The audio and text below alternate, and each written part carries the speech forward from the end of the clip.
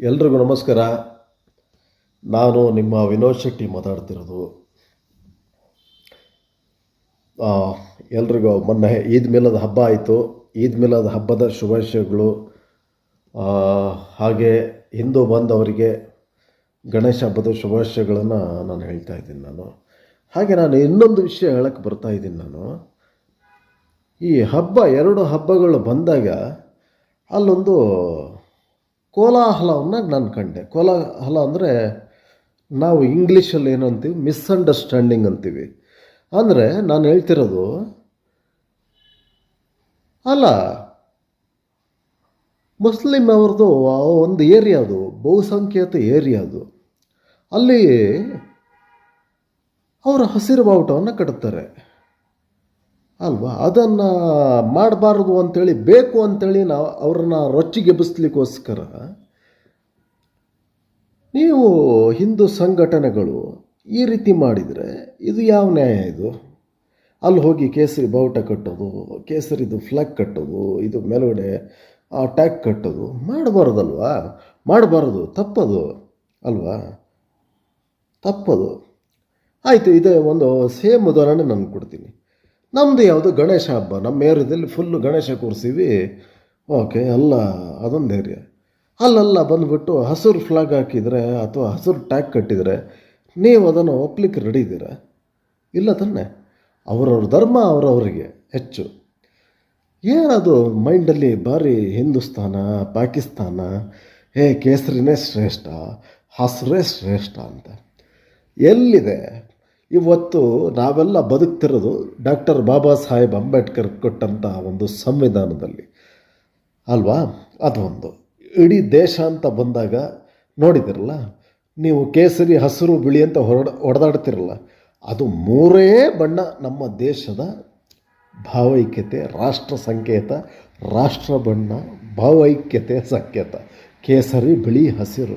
ಅದನ್ನು ತುಂಬ ಜನ ತಿಳ್ಕೊಂಡಿದ್ದಾರೆ. ಕೇಸರಿ ಹಿಂದೂ, ಬಿಳಿ ಕ್ರಿಶ್ಚನ್ನು, ಹಸಿರು ಮುಸ್ಲಿಂ ಅಂತ. ಹಂಗೇನಲ್ಲ. ಕೇಸರಿ ಶೌರ್ಯದ ಸಂಕೇತ,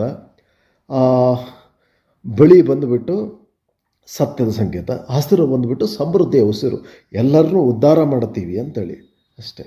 ಮತ್ತು ತುಂಬ ನೋಡಿದೆ ನಾನು, ಅದೇನೋ ಪ್ರಾಬ್ಲಮ್ ಆಯಿತು ಅಂತ ಹೊಸಪೇಟೆಯಲ್ಲಿ ನೋಡಿದರೆ ಯಾವುದೋ ಮಸೀದಿ ಮುಂದೆ ಏನು ಹಿಂದೂ ಧರ್ಮ ಆರ್ಭಟ, ಗಣೇಶನ DJ ಅದು ಇದು ಅಂತೇಳಿ, ಅದು ಸ್ವಲ್ಪ ನೋಡಿ ಬೇಜಾರಾಗ್ಬಿಡ್ತು. ಅದಾದಮೇಲೆ ನಾನು ಇನ್ನೂ ಹೇಳಬೇಕಂತಂದರೆ, ಶಿವಮೊಗ್ಗದಲ್ಲಿ ಹೌದು ಗಣೇಶ ವಿಸರ್ಜನೆ ಆಗಬೇಕಾದ್ರೆ ಎಷ್ಟೋ ಜನ ಮುಸಲ್ಮಾನರು ಸ್ವೀಟ್ ಹಂಚಿದ್ರು, ನೀರು ಕೊಟ್ಟರು. ಇನ್ನು ಭದ್ರಾವತಿಯಲ್ಲೂ ಅಷ್ಟೇ ಮುಸಲ್ಮಾನರದ್ದು ಯಾವುದೋ ಕಾರ್ಯಕ್ರಮ ಆಗ್ಬೇಕಾದ್ರೆ ಹಿಂದೂಗಳು ನೀರೆಲ್ಲ ಹಂಚಿದ್ರು, ವಾಟ್ರ್ ಬಾಟ್ಲು ಕೊಟ್ಟರು. ಇದೇ ಸೌಹಾರ್ದತೆ. ಯಾಕೋಸ್ಕರ ಅದು ನಿಮಗೆ ನಾನು ಕೇಳ್ತಿರೋದು, ಯಾಕೆ ಜಾತಿ ಜಾತಿ ಜಾತಿ, ಧರ್ಮ ಧರ್ಮ ಧರ್ಮ ಧರ್ಮ ಧರ್ಮ ಅಂತ ಯಾಕೆ ಒದ್ದಾಡ್ತಾ ಇದ್ದೀರಾ? ನಾನು ಒಂದು ಕೇಳ್ತಾ ಇದ್ದೀನಿ, ಕೇಳಿ. ಯಾರು 500 ವರ್ಷ ಬದುಕೋದಿಲ್ಲ, ಯಾರು 1000 ವರ್ಷ ಬದುಕೋದಿಲ್ಲ. ಈಗ ಒಂದು ನಿಮಿಷ, ನಾಳೆ ಸತ್ತರೆ ಯಾರು ನಮ್ಮ ಪಕ್ಕ ಮಲಗ್ತಾರೆ? ಯಾರೂ ಮಲಗೋದಿಲ್ಲ. ನಾನು ಹೇಳ್ತೀನಿ, ಒಬ್ಬ ಮುಸಲ್ಮಾನ ಸತ್ತರೆ ಅವನಿಗೂ 6 ಅಡಿ 3 ಅಡಿ ಜಾಗ ದಫಾನ್ ಅಂತಾರೆ. ಅದಕ್ಕೆ ಇಸ್ಲಾಮಲ್ಲಿ ದಫಾನ್ ಅಂತ. ನಾನು ಎಷ್ಟೋ ಹೆಣಗಳನ್ನು ದಫಾನ್ ಮಾಡಿದ್ದೀನಿ ನನ್ನ ಜೀವನದಲ್ಲಿ.